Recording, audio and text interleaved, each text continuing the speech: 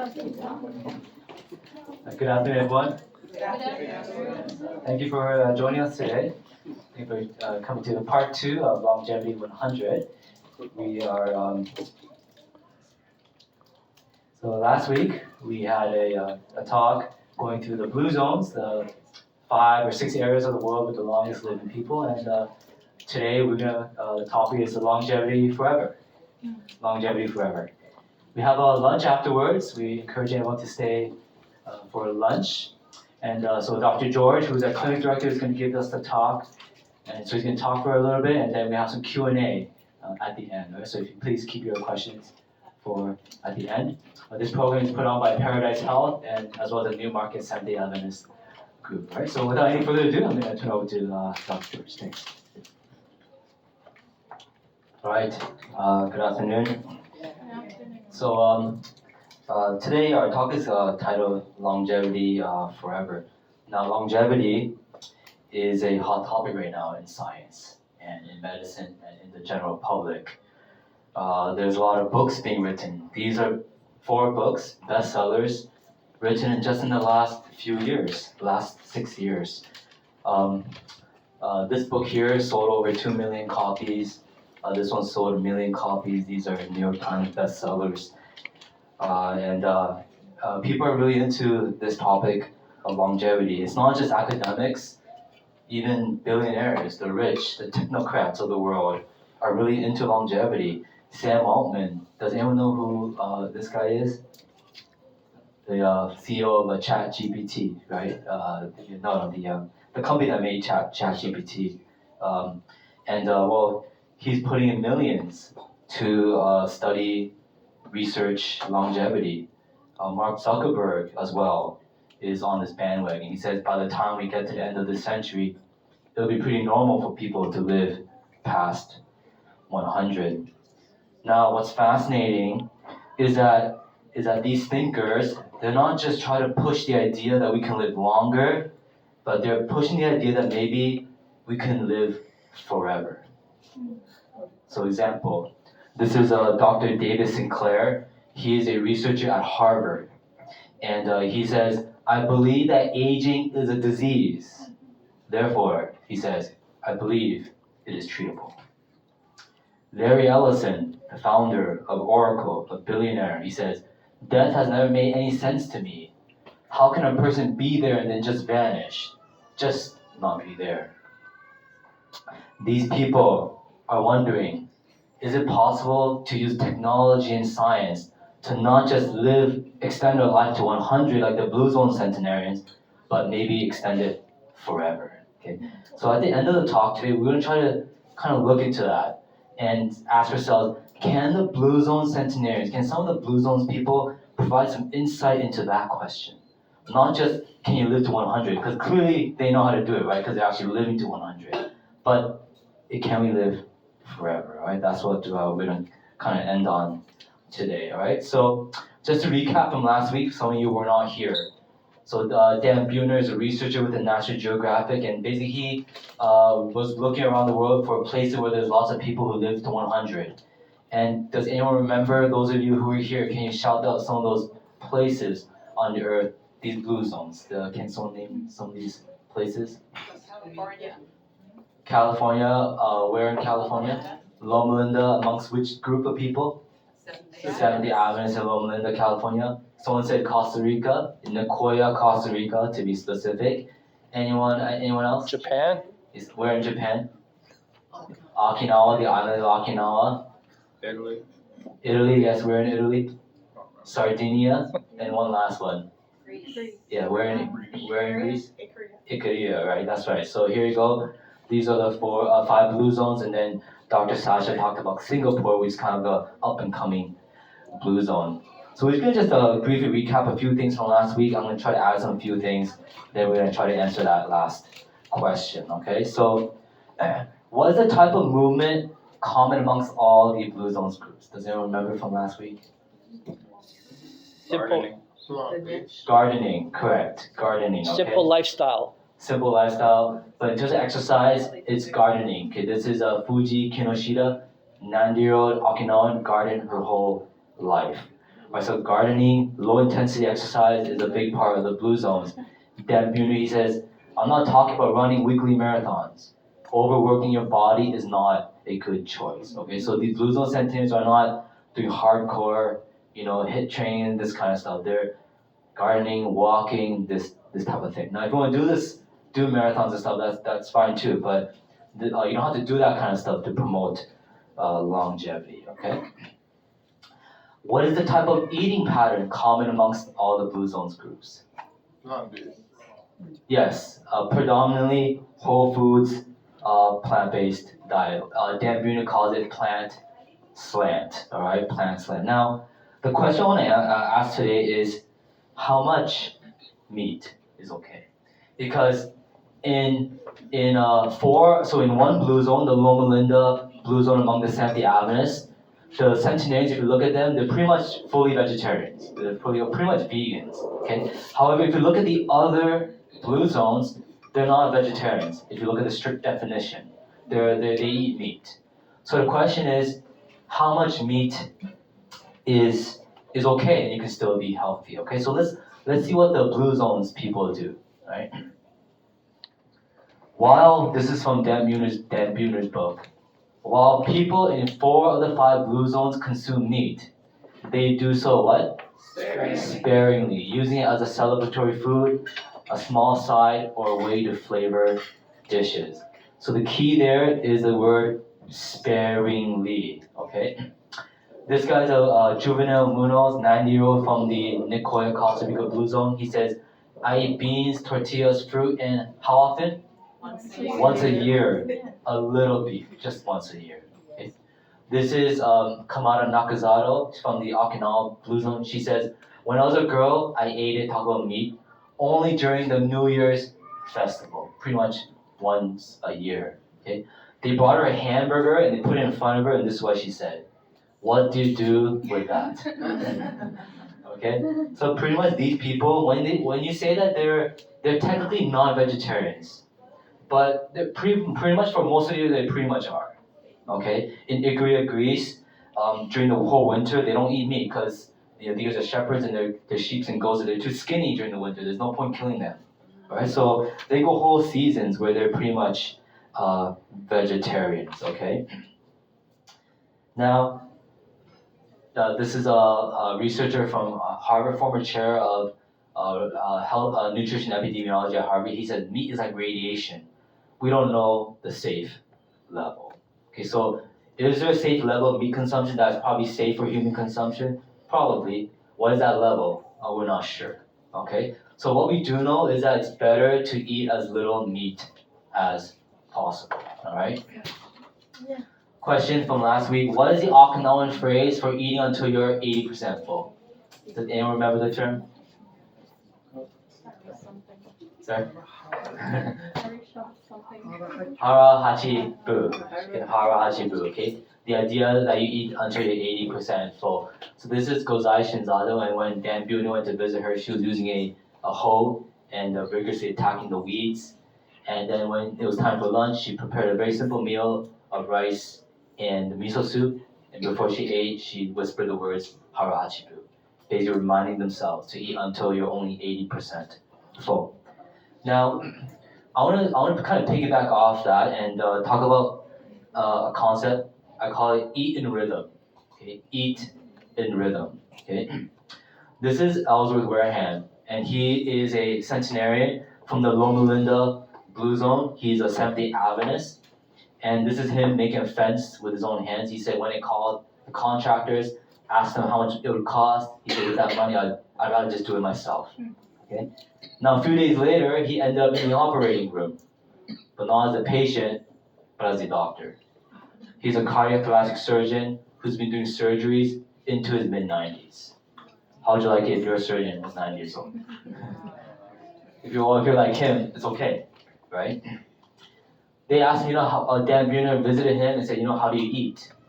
He eats plant-based. He's plant-based, and he eats at 10 and he eats at 4. He just eats 2 meals a day. No snacking and not eating late at night. Dan Buhner says, he in his book, he phrases it like this: breakfast like a king, lunch like a queen, dinner like a pauper. Okay? Most Canadians, they eat something like this. If you look at daytime, nighttime, the meals get progressively bigger as the day goes on. And not only do you don't eat 3 meals, but you have snacks in between as well. If you look at the blue zones, they eat more like this. It's the complete opposite. Larger breakfast, and then the meals get progressively smaller. Alright? I recommend, and if you look at the Seventh Adventist blue zone, it's actually more like this. Just 2 meals a day, separated by about 5 or 6 hours, with no snacking in between, and you eat during the daylight hours, not at night. Okay, eat during the daylight hours, not at night. Okay, and this is typical amongst the blue zones. The reason is very simple. We operate on what's called the circadian rhythm. This is basically day-night cycle. So when it's daytime, we wake up. When it's nighttime, we naturally get tired. Our digestion, our whole metabolism runs on this cycle. Okay, we're created this way. And our bodies are so designed that it's better to eat and digest during the day, not at night. This is why when we eat late at night, it causes problems for us. Okay, our blood sugar regulation isn't as good. Our digestion isn't as good. So people come into clinic, they're bloated, they're gaining weight, this kind of stuff. And you make simple changes, and generally we found that it works very well. So I want to encourage you to eat like the bottom here. 2 meals a day, breakfast, lunch, 5 to 6 hours between meals, no snacking, and try to avoid as best as you can nighttime eating. Of course, there's exceptions for weddings and birthdays and stuff like that, but that's a general rule of thumb, okay? Now, something that Dr. Sasha didn't talk about, and I want to talk about today, is drink like the Adventists, okay? Alcohol. There's a lot of confusion out there regarding alcohol. If you look at the 70 Adventist blue zone, the centenarians do not drink alcohol. In fact, as a part of the 70 Adventist faith practice, you're not supposed to drink alcohol. Okay, it's really discouraged. All right. Contrary to what people believe, alcohol is actually not good for the heart. You've heard red wine is good for the heart. That's actually not true. Red wine, the studies do show that it might lower the risk of dying from a heart attack, but it increases the risk of other cardiovascular conditions, like aneurysms. That's basically like a tear in your aortic, the aorta, hypertensive disease, stroke, heart failure, coronary disease. So while it might decrease the risk of dying from a heart attack, it increases the risk of dying from other cardiovascular conditions. So when people say that alcohol is good for the heart, that's actually not true. It's not true. This is from the new Canadian guidance on alcohol. They say drinking a little alcohol neither decrease or increase the risk of ischemic heart disease, but it is a risk factor for most other types of cardiovascular disease. Are we together? So in terms of ischemic disease, it doesn't benefit one way or the other. But when it comes to these other cardiovascular conditions, it actually makes it worse. So the idea right now in the current scientific literature, the idea that red wine and alcohol is good for the heart is actually going down in popularity, all right? Now, when it comes to cancer, what's the safe amount for cancer? Does anyone know? 0. When it comes to cancer, it's actually 0, all right?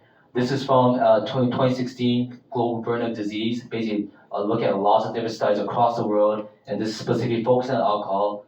Taken together, these findings emphasize that alcohol use, regardless of amount, leads to health loss across populations. The widely held view of the health benefits of alcohol needs, what's the word? Revising. Our results show that the safest level of drinking is what? None.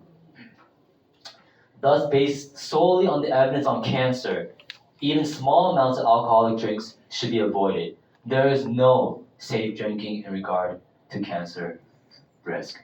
Our results point to a need to revisit alcohol control policies and health programs, and to consider recommendations for what? Abstention. What does abstention mean? Completely staying away from alcohol. This is what I recommend to you, okay? Now, when people look at the dietary habits, when you listen to a talk like this, they're saying, don't eat processed food, eat mostly plant-based, don't drink alcohol, things like this.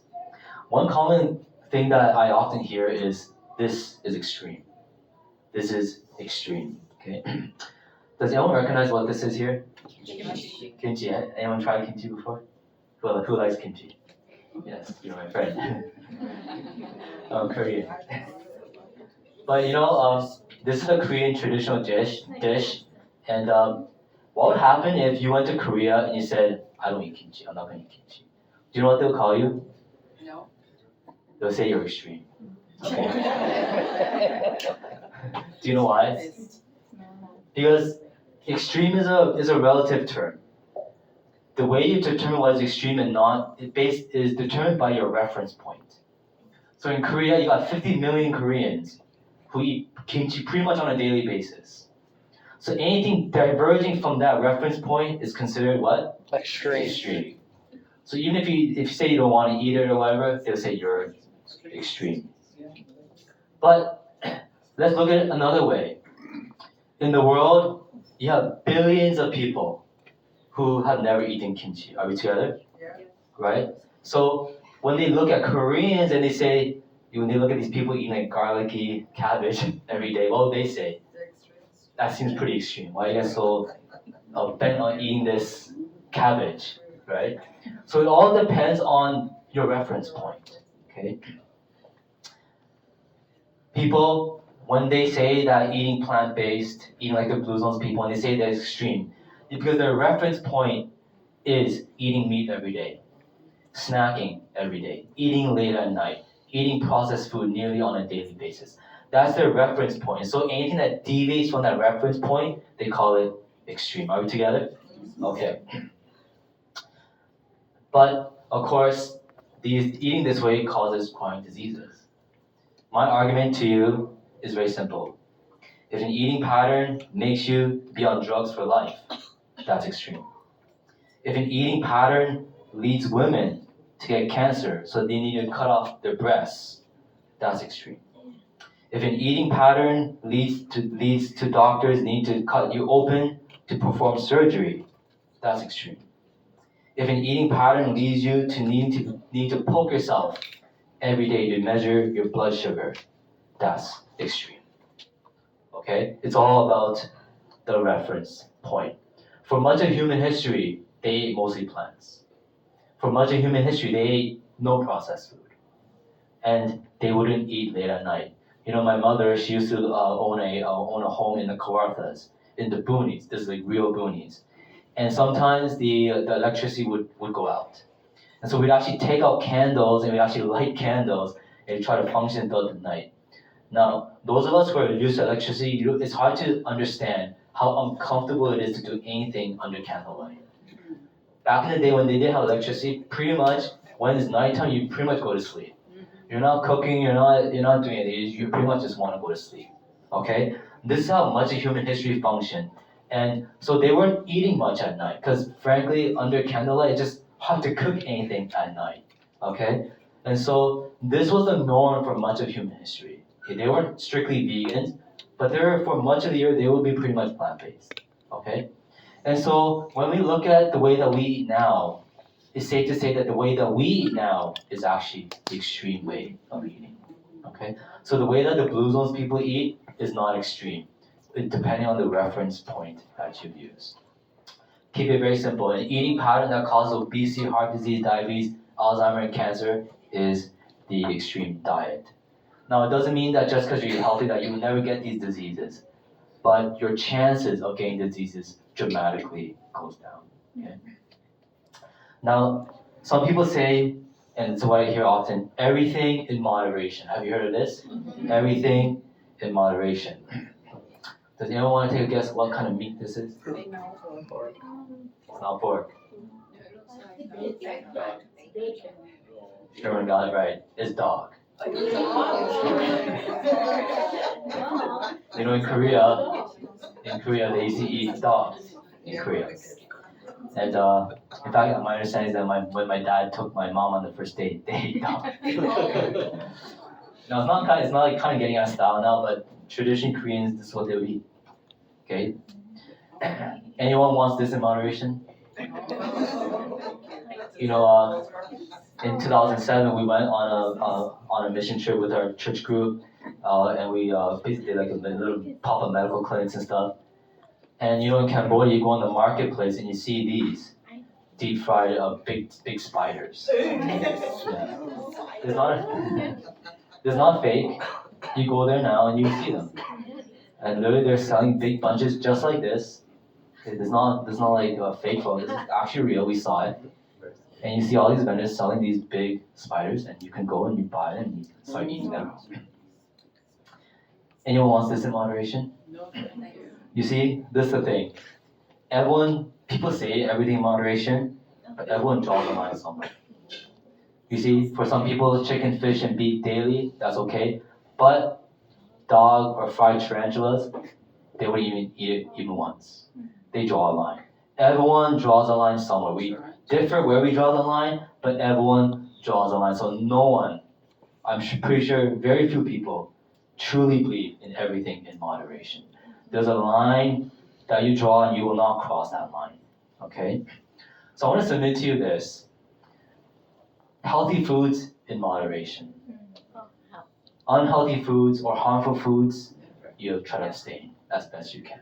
Okay? Because if you just eat fruit is healthy, but if you only eat fruit, that's not healthy. That's not moderation.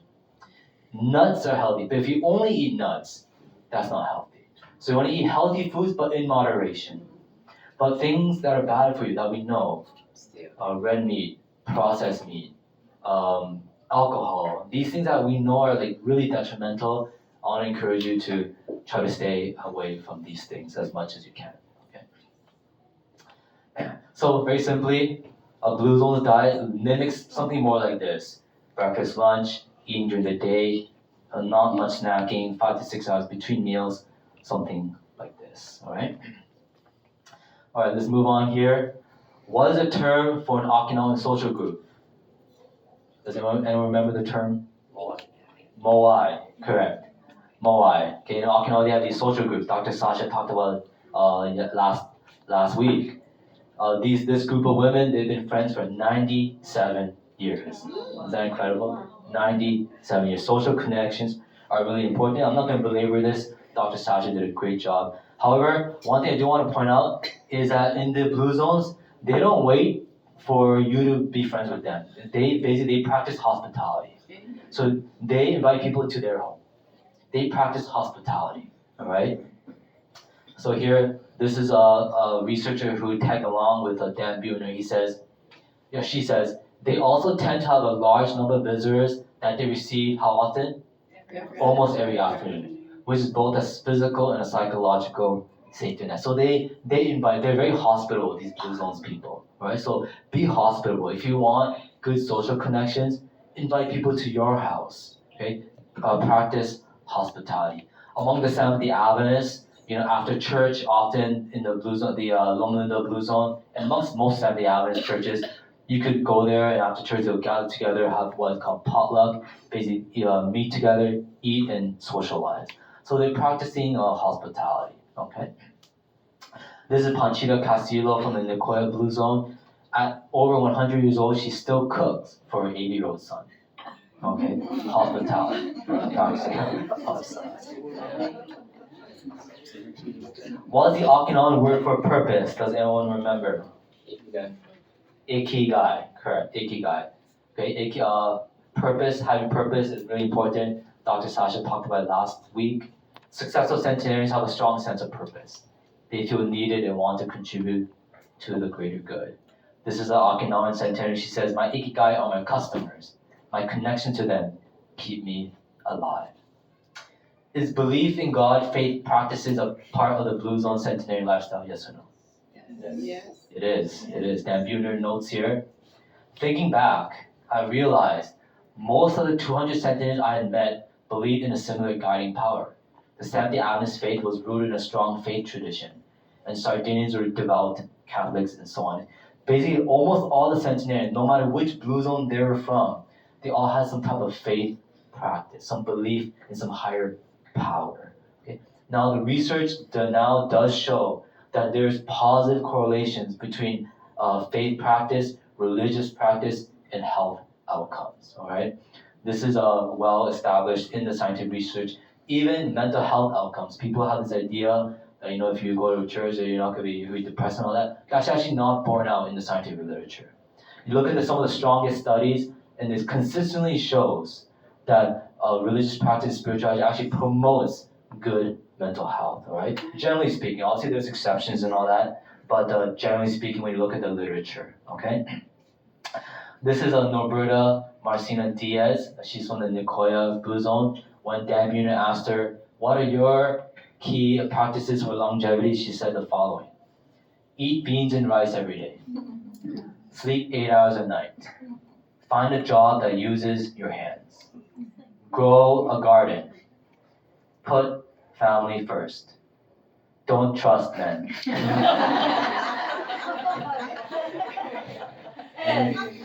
And the last one, have faith. Have faith. So you see the Blue Zones people, they're very faith-based. Catholic, Seventh-day Adventist, so forth. Alright, so faith is a big part of their practice. I want to point out here, some people say, what's the most important thing? And I want to emphasize that it's a synergy. Okay, if you exercise but you don't eat well, or if you exercise and eat well but you don't sleep well, you want to practice all of these things as best as you can. They work in harmony, in concert. All right? Don't let anyone kind of overemphasize one to the detriment of the other. Some people say, isn't it mostly genes? Like these Blue Zones people, they have these strong genes. Isn't that what makes them live long? And what I'll say is, it's not either or, but it's both and.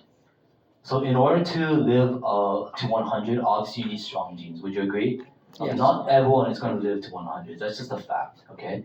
However, living a healthy life extends your lifespan potential. Okay, so it works together, all right?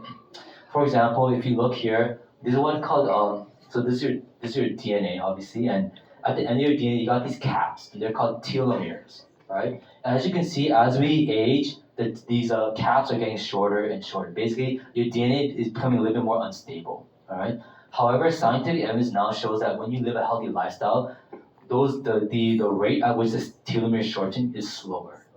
Okay, so your DNA is much more stable, all right? So basically, lifestyle and genes, lifestyle and DNA, it works in concert. Okay, it's not one or the other, all right? So there's many of us here who probably won't ever live to 100, just because your gene just probably doesn't have that potential. Okay, but by living a long life, you can extend that potential as long as it can go. Okay. Now, some people say this is hard. Eating plant-based is hard. Exercising is hard, and doing all this stuff is hard. What I'll say is this: you have two choices, either living healthy or living unhealthy, and both choices are hard. Are we together? It's not a choice between easy and hard. It's a choice between hard and hard. Okay? Living with a chronic disease, I've never met a single person in my clinic who says, "Yep, I have diabetes and life is just amazing." Okay? It just doesn't work that way. It's hard. Living a disciplined life is also hard. So we have to choose which hard we want. Okay? It's not a choice. Sometimes we make it seem like it's hard and easy. No, it's hard and hard. We have to choose which hard we want. All right? That's basically that's the reality. All right? And I hope that all of us would choose the one on the left. All right? Living a healthy lifestyle is far better than living with a chronic disease. Okay? So I just want to end off here with just going back to kind of our original question. So what should you do? You heard last week Dr. Sasha, and now you're hearing some of these things repeated this week. So what should you do when you go home?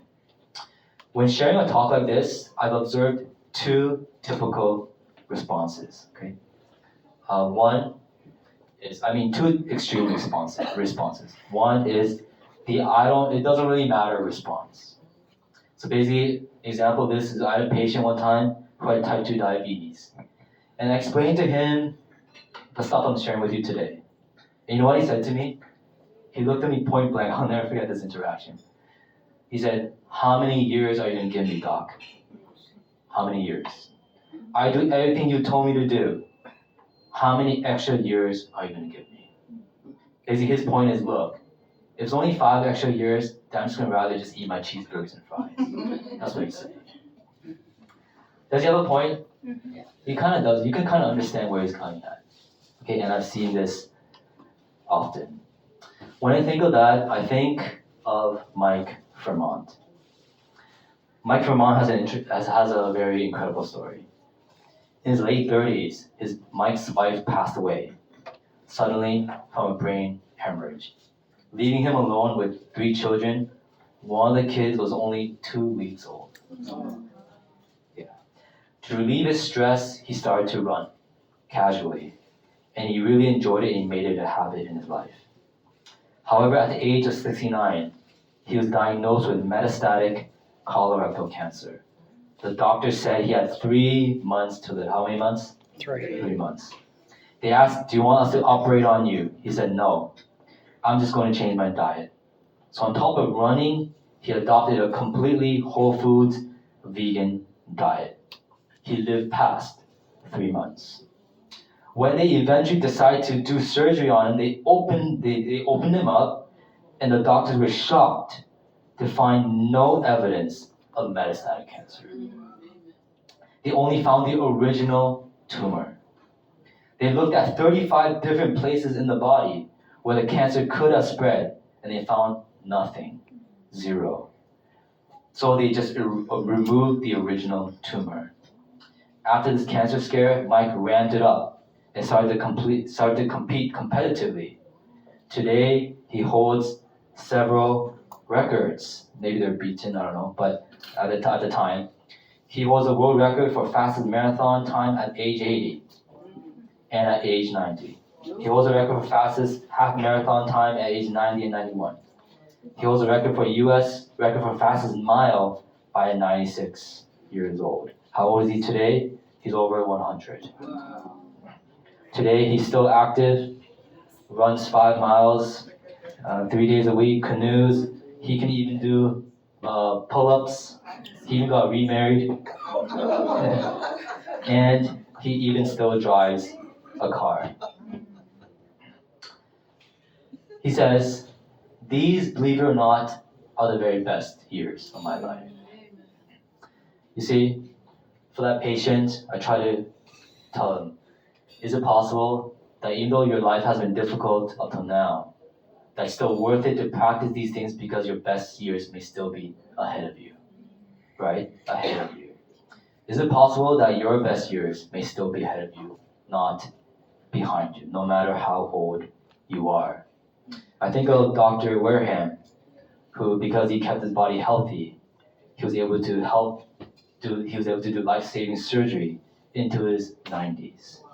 Isn't that a reason to try to live as long as you can, to contribute to society, to help others, to serve God? I would think so, right?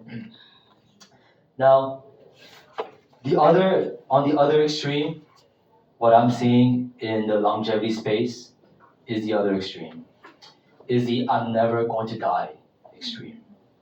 While on one side, they say, I'm going to die anyway, so who cares? But on this other extreme, they say, hey, if the Blue Zones people can live to 100, why not 120? Why not 150 or 200? Or maybe not even die at all. Okay? Example is Brian Johnson. Brian Johnson is a millionaire. He sold his tech payment company for $800 million.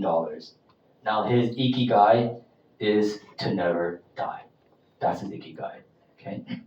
He's on a journey to basically reverse aging permanently. Okay? I want to show you some of the things that he's doing. He eats a very healthy diet. This is his diet here, fully plant-based. He obviously exercises. He has a very rigorous skincare regimen. He uses 7 different creams a day. He stays out of the sun. He puts collagen peptides in his smoothies. He does weekly laser treatments and micro-needling, micro-Botox treatments on his on his face. He says, I have wrinkles of a 10-year-old. He even did blood transfusions with his 18-year-old son to get younger blood into him. He wears a baseball cap that emits red light into his scalp. He even has things to measure nighttime erections, because that tells you how healthy your hormones are. He takes 111 pills a day. What's the result?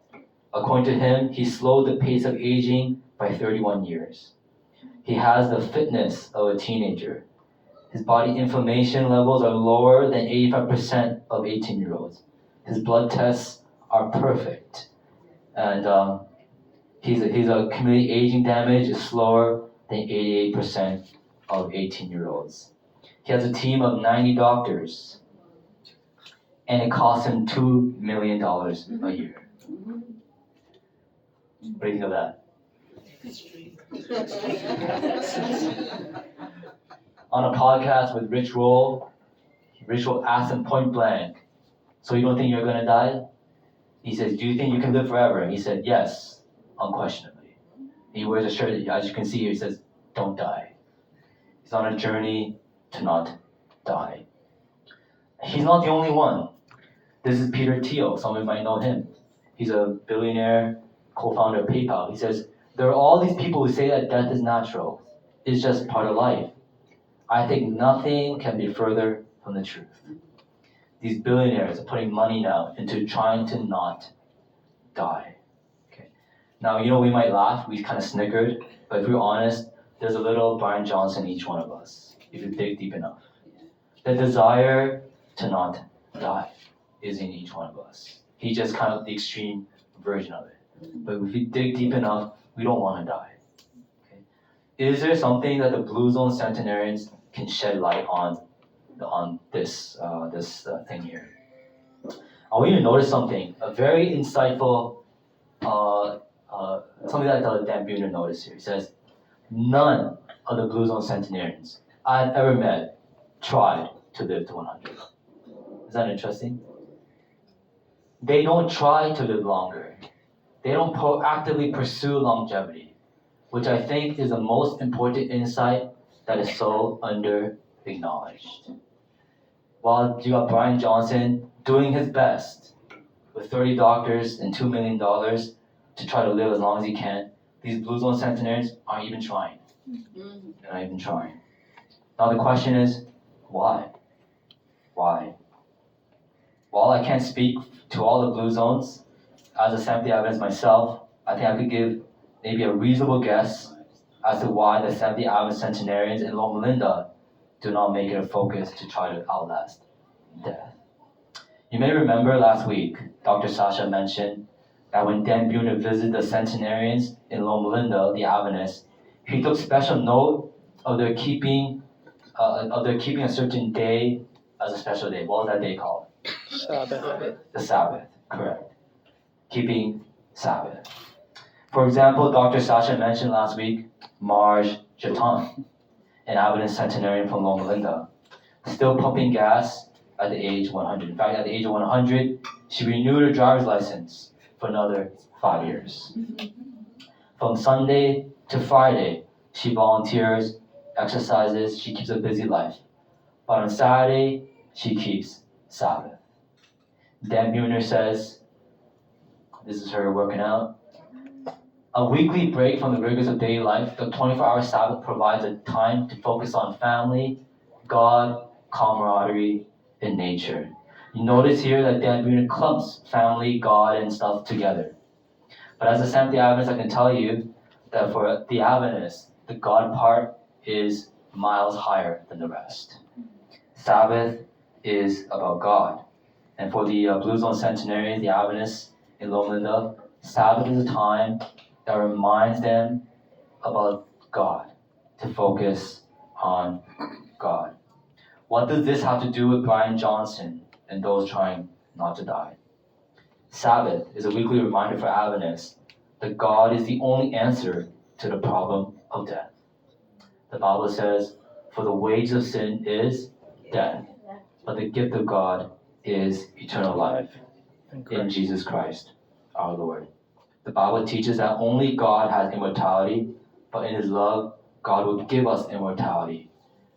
But the key thing is not in this life, but in the next life.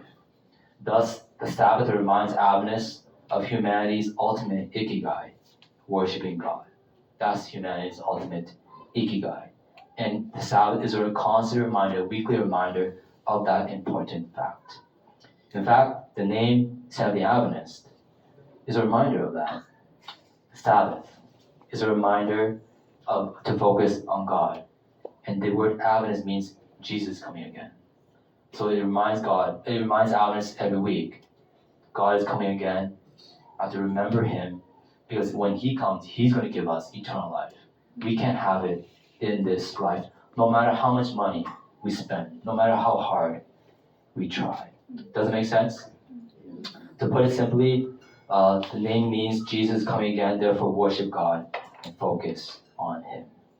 This is why Seventh-day Adventists, though we are recognized as one of the healthiest people groups in the world, as long living and one of the blue zones, you can talk to any Adventist. I could guarantee you, none of them are going to say, I want to live forever in this life. You'd be hard pressed to find a single Adventist who would say that, even though the results show that they do live long lives. And that's because they're not looking at this life, they're looking at the next life. So, in conclusion, before we take some of your questions, I remember a patient coming into this clinic actually one day. His focus was longevity. And he wanted me to give me some input. So we looked at his lifestyle, and I concluded that he was living a really healthy lifestyle. And so I said, you're doing really well. But as I usually do, I asked him, what are your spiritual practices? And he mentioned he used to go to church. He used to believe in God, but he doesn't do it anymore. Before he left, he thanked me and he said, Doc, I remember this, he said, Doc, my goal is not to die. And then he walked out the door. As I watched him leave, I had mixed emotions. On the one hand, I was really glad to see a middle-aged man putting so much effort into taking care of his health. As a doctor, that's really nice to see. But on the other hand, I was sad, because despite all his efforts, he's never going to attain the goal that he really wants, to not die. If my patient and Brian Johnson were to have a conversation with Adventist centenarians like Marge Aton or Dr. Ellsworth Wareham, I'd imagine that at some point in their conversation, the Adventist centenarians will look at them, these two former Christians, and remind them of a Bible passage that they probably heard before. John 3:16, for God so loved the world, that He gave His only begotten Son, that whosoever believes in Him shall not perish, but have eternal life. So as we end off this series, I just want to give you two appeals. Number one is I want to encourage you. You've learned a lot of different things on how to live healthy. I want to encourage you to start implementing these things in your life. I believe that they'll make a major difference in your life. But the second thing is that the most important lifestyle habit, I believe, is to have faith in God, just like the Blue Zone's centenarian, because it guarantees not just a healthy life now, but eternal life in the future. All right? With that, we'll take some questions. If you have any questions or thoughts or reflections, maybe I'll ask Dr. Sasha to come up as well. Any thoughts, reflections, questions? Yes? Could you pop on that first slide of the map? Sure. Like the very first one? Yeah, I wasn't able to get, yeah.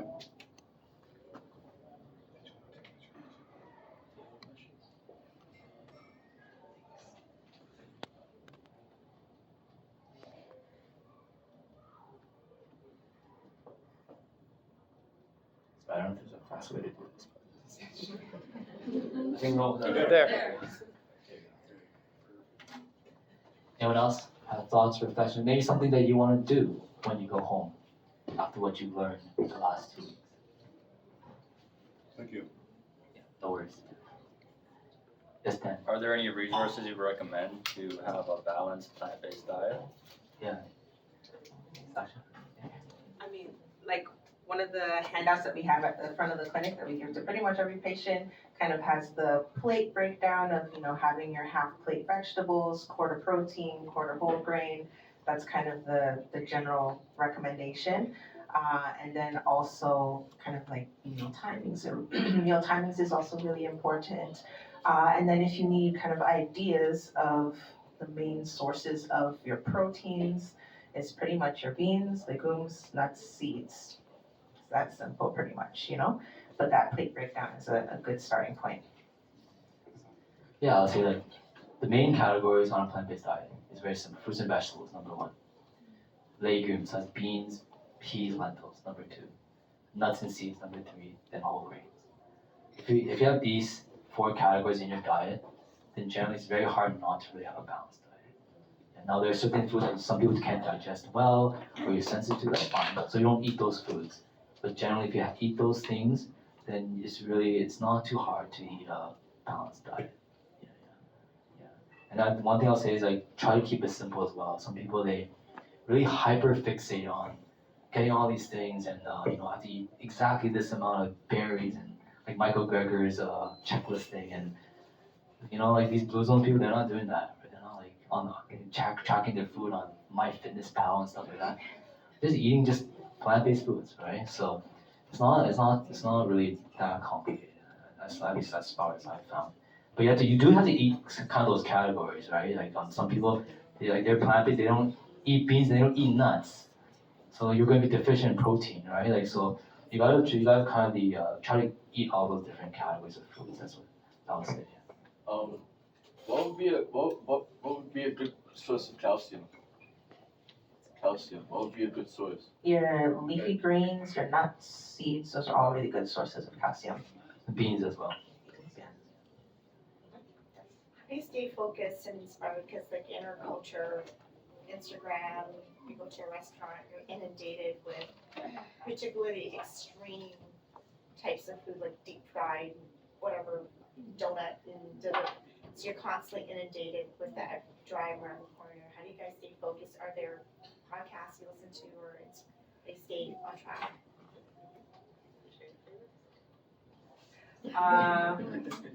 Oh goodness. So not everybody, but Dr. Greger is pretty good. He's a really good podcast. He's really good on telling you good information and resources for whole food plant-based things. And then I cook at home. I really stress meal planning.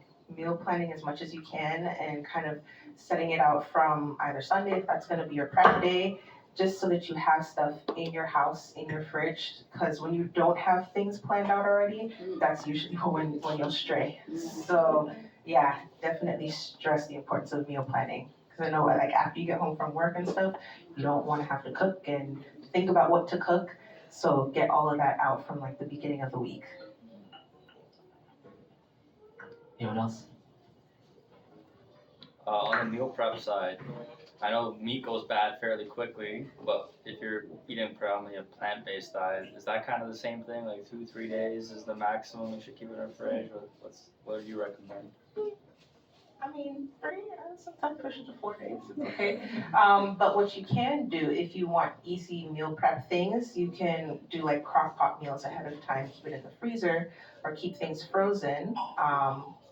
Freezer meals can be really easy that you've kind of pre-made. So for example, like I make these plant-based burgers that I just have them in the fridge. So if I want to do burgers for the kids one night, we can do that. If we want to make a gravy with it and put it with some rice or something, so that it's easy and it's there all the time.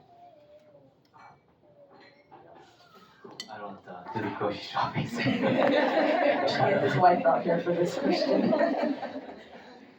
I've also got one more if you don't mind. So We have a few minutes. yeah, the amount of water people should drink on a daily basis is on like you kind of see a big difference in that. I heard 6 to 8 cups. Like, what would you recommend?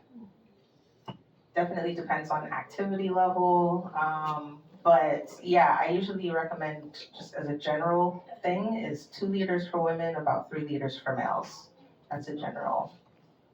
What I tell patients like just simply look at your urine. Yeah. It should be pale, clearish. If it's yellow, dark yellow, then you're probably dehydrated. So I just use like urine color. It's a very simple gauge to know whether you're hydrated or not. It should be pale, clear. That's kind of what you're looking for.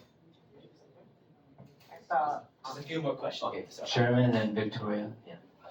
what's the benefits to like skipping dinner, like I saw on the pamphlet? So it's very simple. When you eat food, it goes into your stomach. It takes about 5 or 6 hours for the food to empty out from the stomach to the small intestine. 5 or 6 hours. Now, the problem is that when nighttime comes, because remember I talked about circadian rhythm, naturally what happens is your digestion slows down. So for example, the small intestine moves food along. That process of moving food slows down at night. The amount of digested juices and enzymes released is less at night. The work in the stomach is slower at night. So what happens is, let's say you eat at 7. Okay? So let's do the math. If you eat at 7 at a large dinner, when is that going to empty out of the stomach? 12. By that point, your systems try to slow down. But what you've done, you just put in a whole hamburger there. Now it has to try to move this thing along. Because when the food sits in your gut, it's not good. It's kind of like if garbage is sitting around here, things go bad, right? So in the same way, when you have food that digests, you want it to move along in the system. You don't want it to kind of stay around, okay? Because that causes fermentation and cause problems in your gut. So you actually want the food to be moving along quite nicely along the digestive tract. Unfortunately, when you eat late at night, that process is slowing down considerably. And this is why, like for example, myself, I can eat at like 8 in the morning, then at like let's say 4. That's how often? That's like 8 hours. You'd be hungry, correct? If you eat at 8, then you. However, if I eat late at night, if I eat late at night, it could be 8 hours later, and wake up and I'm actually not hungry. Have anyone experienced this before? Why is that? It's still the same amount of time, but when you ate that food is different. You see, same amount of time, but when you ate it was completely different because your body works on a certain rhythm. The factory works at a certain time, and you can't go against it. But unfortunately, that's the way we're designed. Yeah. One more key point with that, motility. Motility that's happening in your gut is very much affected by our literal motion of our body. And so during the day, when we're walking around, moving around, it allows for better digestion just because we are physically active. But if you are sleeping by like 10 o'clock and your food is not digesting by like 12 o'clock, as we just said, it's not getting that same help of motion. There's also the whole idea around like the intermittent fasting or autophagy. When you're stop eating and your body isn't digesting, it starts to go into kind of like a detox. So by not eating at night, you're sleeping, so you're not hungry. But also like that, those amount of hours that you're not eating and that your metabolism system isn't being used, the body is actually doing a form of cleaning and detoxing. So to be not having that evening meal and then not eating to breakfast, it's not just about not eating. You're giving yourself and your body this opportunity to do something that's designed to do naturally. Exactly. That's right, yes. We have one last question, and I know Victoria had her hand up, so. I wanted to know if you had any input on consuming fruits and vegetables in the same meal or together within a smoothie, if that's okay, if there's a rule of thumb, because I've heard it said that fruits and vegetables break down at different rates and that sometimes it can cause indigestion if you're having it in the same meal. I don't have a good answer for that. I heard that too. I don't have a good answer. It's a fermentation issue. Fermentation? Yeah, you might want to look into that, but there's a fermentation issue that certain things that are combined into some of the good things, but if there's like, it has to do with like, if there's carbs and vegetables or carbs and fruits or, certain things will try to digest in order, and the ones that are on standby waiting to digest, they're fermenting, and then that's where you get into issues. So it's a thing that you can look into. Yeah. Unfortunately, friends. Take the last question in the back here. Okay, last question. Gentleman in the back. You recommend eating in the morning or early in the day when the sun is up, right? How does that relate to someone who shift works? It's a challenge. That is one of the hardest things. Yeah, it really is. Even still trying to keep your meals separated in the same spanning of times, but also trying not to eat too much even still overnight. Keeping that as light as possible. But then you're active at night working. I know. So When would you When sleep? you wake up, Yeah. have that be your heaviest meal, because that's technically usually in the daytime Right. still. And then having something kind of before your shift really gets too busy as like your last meal, you know, and then through your shift trying not to really eat, and then when you're sleeping, going to sleep, you're also not eating until your big morning. So you're mimicking the shift. Okay. That's usually what I'll do with night shift Yeah, workers. I've had patients who do shift work and it's a challenge. It's a challenge. If you do it, it's a challenge, unfortunately. And there's no easy solution. Okay, we'll take one. Okay, is it healthy to have a long walk or to go back to activity after a meal? Yes, so the digestive walk, we definitely suggest that. Yeah, that, again, that motion helps with the digestive process, not any strenuous activity, but a gentle walk after eating is helpful. For example, it's a heavy, at work, for example, if you have a heavy job after a meal, you can still go to the job and to walk around. Good walk, yeah. Okay. It has to be a very light walk. Light walk. Yeah, very easy walk, yeah. Because you don't want the blood to rush all the way to the muscles and all that. So Doc, last question. There is doctor we did ourselves, Doc, is that it? Sorry? There is doctor we did ourselves. We did ourselves here by doctor, and we rely also on doctor. Now, if you're taking medication, is it your condition to stop that, or what to do with the medication, or your idea about it? right, so the question is like, you have medication, you want to stop meds. So what do? You're convicted. That's, You want to be free of your medication like that? yeah, I say you have to talk to either a naturopath or your family doctor, more specifically, because it depends on which medication, how much medication you're on. There's a lot of variables to consider, so it's not an easy question to answer, you know, for everybody. All right. Thank you, everyone. We're really happy that you joined us. So thank you. Thank you, Dr. Sasha and Dr. Joy, for the talk.